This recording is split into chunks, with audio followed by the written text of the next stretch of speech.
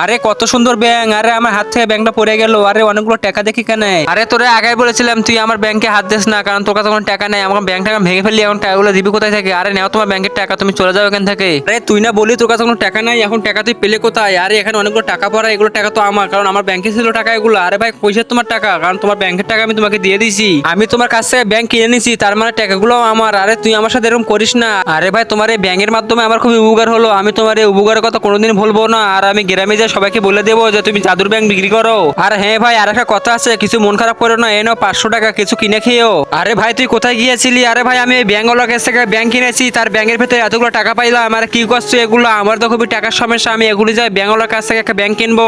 তার আগে তুমি কি এক বস্তা টাকাকে ভালোবাসো নাকি তোমার মা বাবাকে? যদি মা বাবাকে ভালোবাসে থাকো তাহলে ভিডিওতে লাইক এন্ড সাবস্ক্রাইব করে যাও। লাইক সাবস্ক্রাইব না করলে বুঝবো তুমি তোমার মা বাবাকে ভালোবাসো না। আর এক নাকি দুই সেটা কমেন্টে বলে যাও।